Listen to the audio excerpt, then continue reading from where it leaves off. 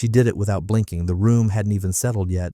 Vandrix's VP of development, one of the most powerful women in infrastructure automation, had just placed her coffee down when Emily walked in like she owned not just the company, but the laws of physics. I was standing pointer in hand mid-sentence, thanking the client for flying in, when the thud of plastic and steel hitting mahogany cut the air. My prototype, my month of work, my nights on the couch with schematics, debugging sequences, modeling airflow constraints by hand because the render lagged, all of it lay there on the table like roadkill under her palm. "This is trash," Emily said, her voice light and falsely warm. "We'll start fresh, with a real team." I didn't move. I didn't even look at her. I turned to the client, ignoring the stillness around me, and reached calmly into my blazer pocket. "Here," I said, handing her my card. "If you'd like the version that actually worked." That moment right there, when her advisor took the card and tucked it into her binder without looking at Emily, that's the only thing that kept my legs from giving out. By the way, if you're listening and you're part of the 97% who haven't subscribed yet, please hit that button and give the story a like. It's a small thing for you, but it means the world to us and keeps these stories coming. Thanks for being here. I don't remember the rest of the meeting. I think someone tried to redirect with the slide deck, but no one really came back from that moment. Emily stayed. She offered to reset the context. The client nodded, but her eyes didn't leave me. They followed me even as I quietly excused myself 10 minutes later. Outside the glass wall, I watched them continue the discussion, saw Emily gesture confidently as if she hadn't just burned a $250,000 prototype in front of our highest value prospect. I waited until she was mid-sentence, hands up, laughing at something, and then I walked away. Nobody followed. I didn't cry. I didn't scream. I sat in my car and ran my fingers over the tiny fractures in the casing of my prototype.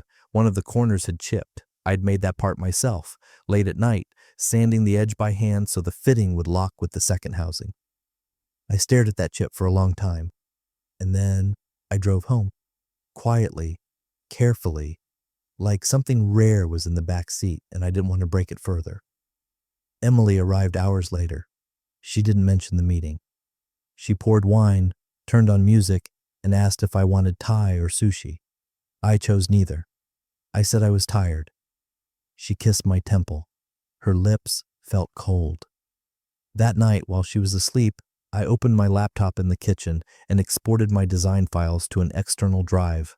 Just a precaution, just in case. The house was silent except for the hum of the fridge and the quiet tick of the transfer bar inching forward. She hadn't forgotten my work. She'd erased it on purpose. The first thing I noticed was the silence. You'd think after a moment like that people would have questions, whispers, at the very least a nervous smile, but when I walked into the office the next morning, the air felt scrubbed clean, like someone had gone through overnight and vacuumed out all the noise.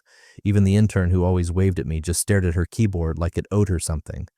I sat at my desk, opened my laptop, and waited for the fallout. Nothing came. At 9:17, Emily forwarded me a link to a vendor meeting, one I hadn't been invited to. The subject line was just FYI. At 10:32, she dropped a Slack message in the general channel. "Let's align internally before pulling in external parties next time." No context. No tag. Everyone knew who she meant. By noon, she'd sent 2 more emails, one about refining workflows, the other about standardizing future-facing presentations. Again, no mention of the crater she left in the middle of the Vandrix pitch. No, "Sorry I hijacked your meeting and humiliated you in front of a global client. Just corporate frost." So I took my lunch early, walked out without announcing it, ate in the car with my laptop open, tethered to my phone's hotspot. I logged into the internal server, Prototype Avionics V3, and began exporting the folders, slowly, carefully, one batch at a time, encrypting as I went.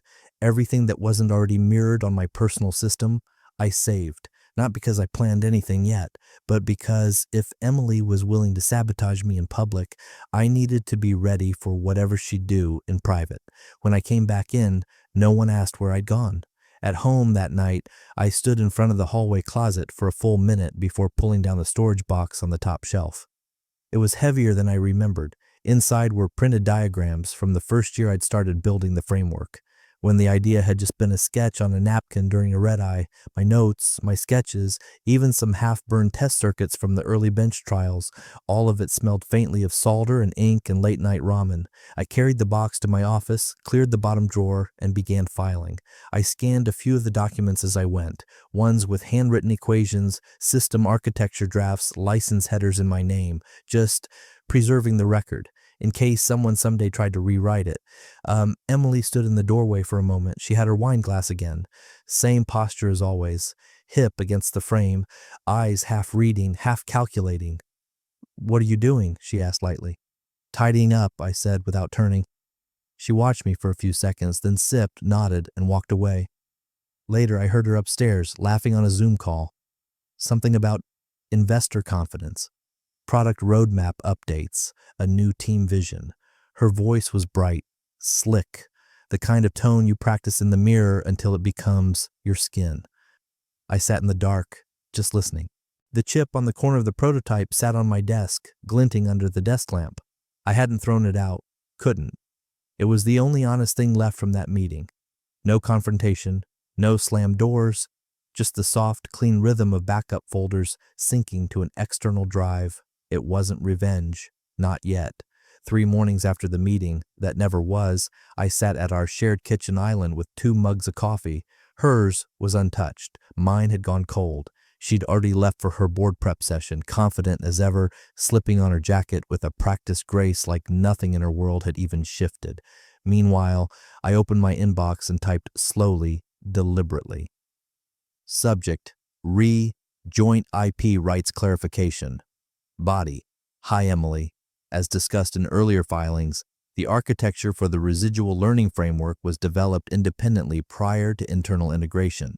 Please confirm your understanding regarding joint versus sole ownership per Clause 14b of our IP attribution addendum. Best, no color, no heat, just terms and timestamps. She opened the message less than an hour later. I got the read receipt ping while reviewing thermal dissipation reports. But then, nothing, no reply, no forwarded clarification, no calendar invite to talk it out. She didn't even mark it as read. She archived it, as if brushing lint from her sleeve.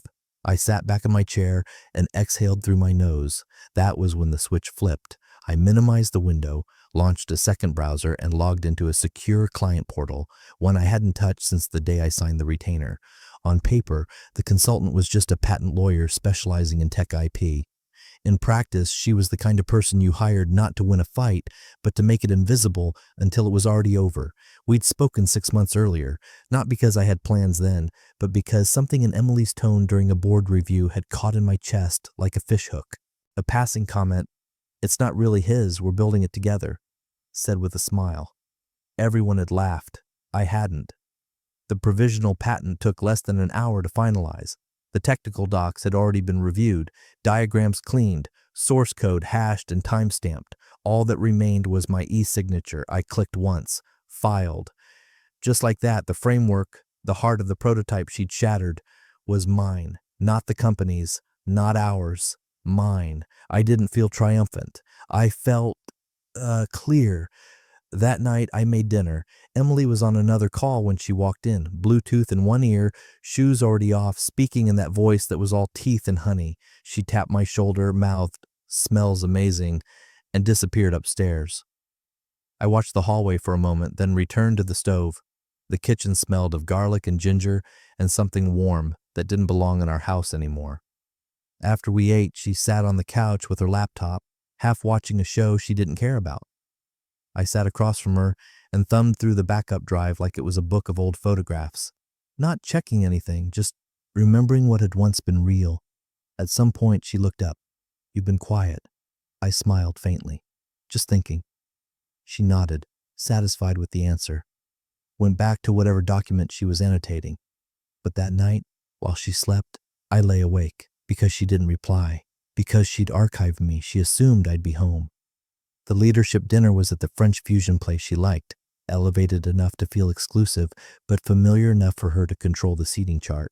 I'd been to those dinners before. I knew how they worked. She'd spend the first course basking in compliments, the second nudging some initiative into the conversation, and dessert locking in whatever executive support she needed to move headcount or budget. I replied to the invite with a polite decline.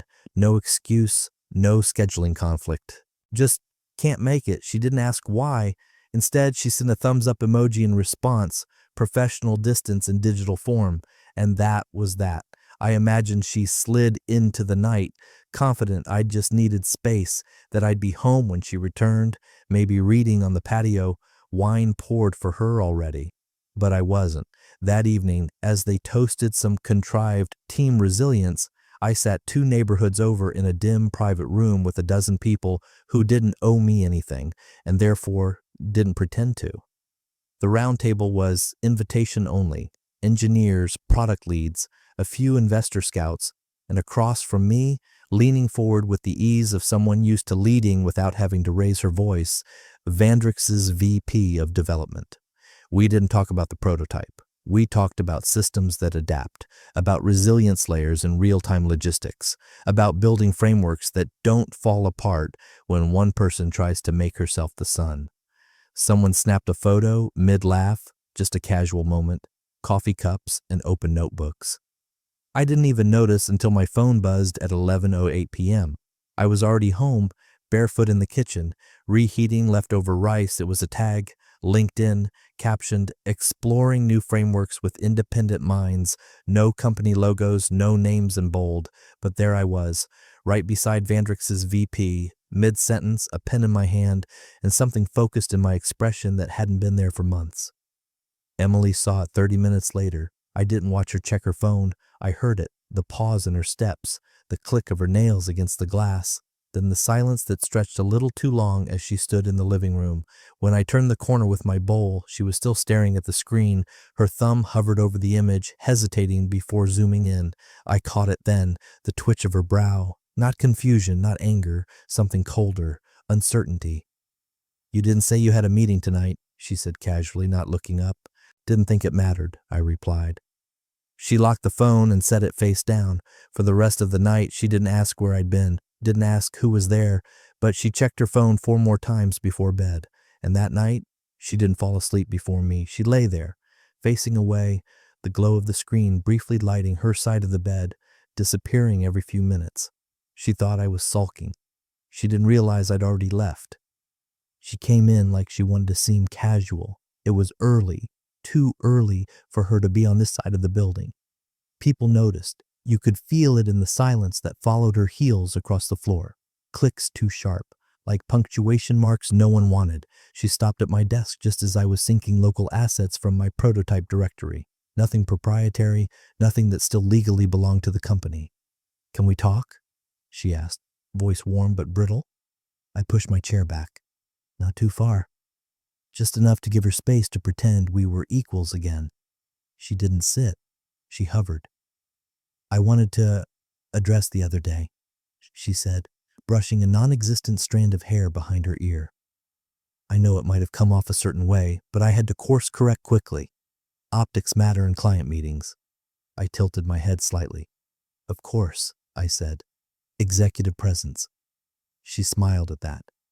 A flicker of relief in her eyes, like we were back in some shared language, like I'd forgiven the public sabotage because she gave it a name I could swallow. I kept my voice flat. "I understand. Some corrections," I said, glancing briefly back to my screen. "Take longer than others." Her smile didn't reach her eyes after that. She lingered, as if waiting for me to say more, to give her a thread she could pull and reel us both back into the narrative she'd written months ago, where I was the quiet genius behind the curtain and she was the star of the stage. But I just nodded once, turned my screen slightly away, and reopened the last file. She left without saying goodbye. That evening I was on the couch with a legal doc on my lap when I saw the ping, a Slack notification, not from her, not from anyone internal. New channel created, just residual frameworks. Description: cross-collaborative channel exploring modular adaptive systems for field deployment, originated by Vandrix. Creator: XCTO Vandrix. First member added, EME. I stared at it for a moment, not because I was surprised. The conversation had started 2 days earlier, quietly, after the roundtable. I'd sent over a high-level schematic of my root framework, minus the bindings, just to gauge interest. Apparently I had it. No one at our company had been added. Not yet. Across the room, Emily's laptop lit her face with its cold glow. I watched her eyes flick left, then right, then narrow, her fingers stilled on the trackpad. She'd seen the same ping. She didn't say a word, but she did something rare for her. She flinched. Later that night, she logged into Slack again. I could hear it in the slight delay between key presses, the sound of someone navigating a space they no longer controlled. She clicked into the new channel. I know she did, because within minutes, I received a private message from one of our senior engineers. "Did you mean for this to be public?" I typed back. "It's external, but if you're curious, feel free to follow along." By morning, the thread had 24 watchers, and Emily had sent no messages at all. The shift had started. Quiet, invisible, irreversible. Not a fight? Not yet. Just the sound of the center beginning to move. They tried to copy it like it was a recipe. 3 weeks after the meeting imploded, Emily's new design team, assembled with remarkable speed and very little institutional memory, stood in front of the executive conference room like they were about to reveal fire. They had graphics, a prototype shell, even a printed one-sheet buzzword buffet, scalable, future-ready, smartly modular. The moment they powered it on, the screen flickered, then froze, then nothing. I was standing in the back, arms crossed, saying nothing. I'd only been invited that morning. No pre-reads, no files shared in advance, just a short Slack ping. Would appreciate your insight, no name, no signature, but I knew who it was from. The lead engineer tried to smile through it. "Looks like there's a minor glitch, hardware latency, or maybe a driver error." Another chimed in. "Or the compiled branch is off. There were some changes in the environment variables." By the third excuse, I could feel the tension thickening around Emily like wet cement. She sat at the head of the table, jaw tense, pen motionless in her hand, the same pen she'd used to sign off on sidelining me in the first place. When the room finally fell quiet, she turned to me. Her voice was careful, controlled. "Thoughts?" I stepped forward slowly, picked up the shell, held it like a thing that used to be mine, now filled with half-formed ghosts. "You're missing the root framework," I said plainly. The lead engineer frowned. "But we pulled everything from the architecture repo." I shook my head. "You pulled what was forked into the mainline system, not the source logic. That was sandboxed." Emily blinked. "Why?" I looked at her, finally meeting her eyes. "Because the company never owned it. It was under a usage license granted by me." You could hear the air shift. She opened her mouth, then closed it. Her eyes flicked left, toward the legal counsel in the corner, then back to me. "That's not how we understood the terms." I nodded slowly. "That's because no one read the licensing layer in the prototype scaffolding. It was filed as a standalone module, IP protected. You wanted a team version. You got a derivative, not the engine." The legal counsel cleared his throat, quietly. Emily didn't look at him. She didn't look at anyone. For the first time in weeks, she said nothing, not because she didn't have spin, but because she knew, deep down, that this was real, that no pivot deck, no investor call, no executive dinner could patch the hole she'd just stepped into. I handed the shell back to the engineer. "You'll get it running," I said evenly. "Eventually, but not with what you have now." I turned to leave. As I reached the door, she called after me, just once. I stopped, not out of deference, just curiosity. Her voice was lower. "What would it take to access the full framework again?" I paused. Let that question sit in the room with her. Then without turning, I answered, "More than you were willing to pay the first time." I walked out before anyone could respond. No echo behind me. Just the quiet shuffle of reality taking hold.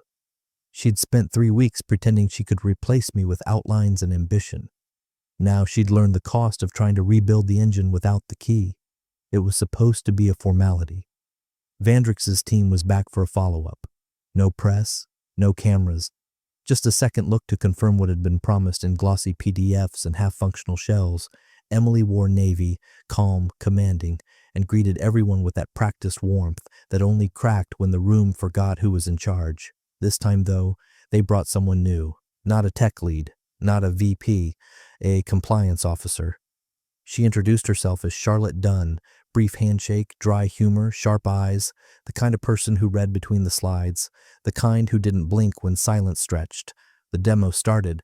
The new version still sputtered, barely running. They called it a stable alpha, which was generous. Emily smiled through it, pushing vision over functionality, roadmap over reality. She thanked the engineers for their commitment to iteration and turned quickly to the next slide before anyone could dwell on what wasn't working. Then came the Q&A. Charlotte lifted her hand, calm as a raised blade. I'd like to better understand the architecture timeline. Who authored the original prototype? Emily stepped in quickly. It was a team effort, cross-functional, highly collaborative, with multiple contributors over the last quarter, and that's when it happened. A junior engineer, Miles, 24, still writes variables like he's narrating a story, spoke without thinking, quiet but clear. Actually, he said, that was built almost entirely by him. He nodded toward me. The room paused. Someone shifted in their chair. Emily's lips parted slightly, caught between smile and freeze. Charlotte raised an eyebrow. Then why was he dismissed mid-demo? It wasn't an accusation, just a question, but the kind that echoes. Emily blinked. There were internal misalignments at the time. We felt a shift in direction was needed. Charlotte cut in, not rude, just efficient. Can I speak to him directly? The silence was so complete you could hear a chair creak. All eyes turned to me. I hadn't been seated at the main table, just back row off to the side. Observer, ghost. I stood slowly, stepping forward with the kind of composure you earn when you've already watched them try to erase you once. Of course, I said.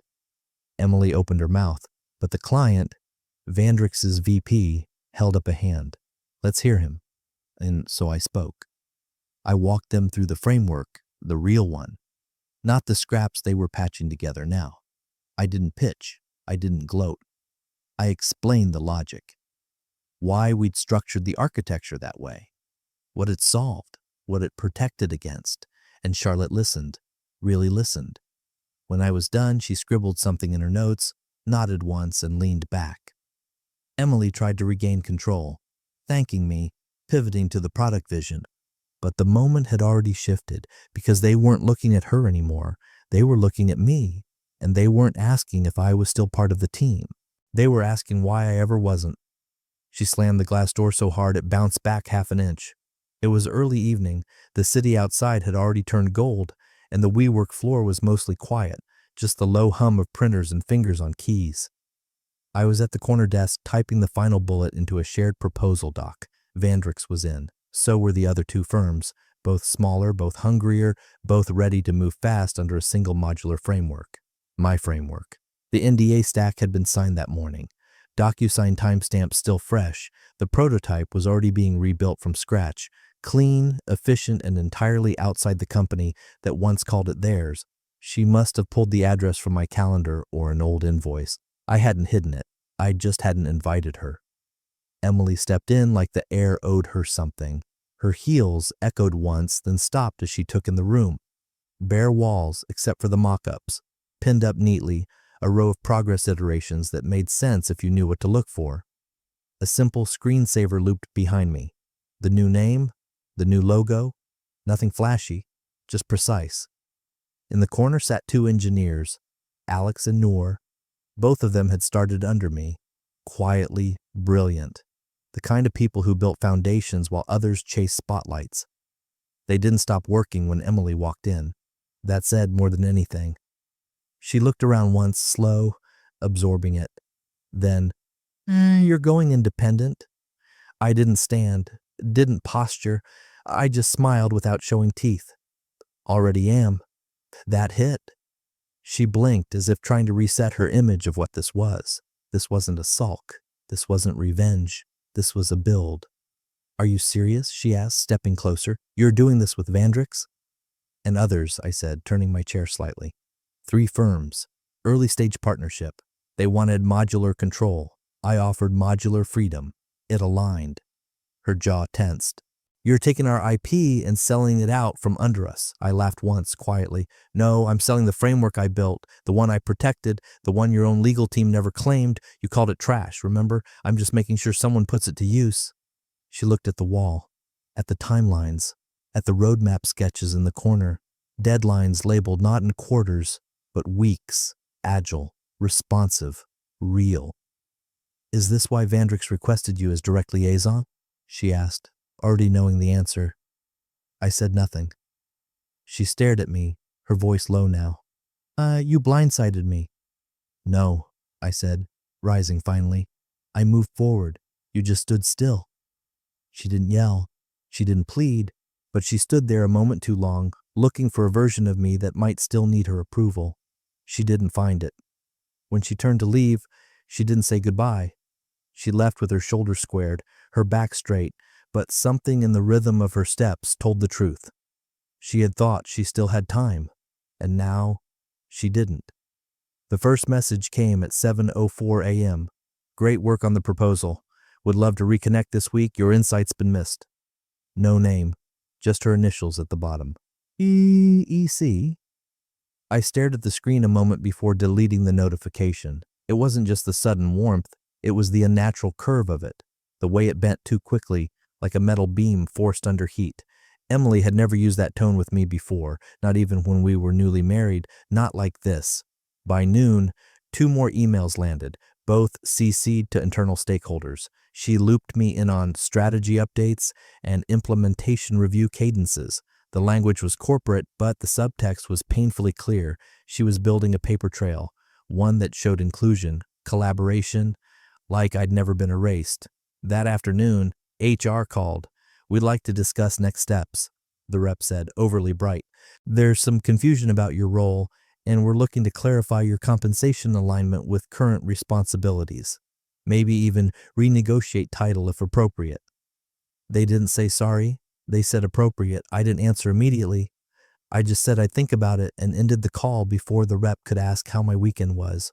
But then the kicker came. That evening, I got a call.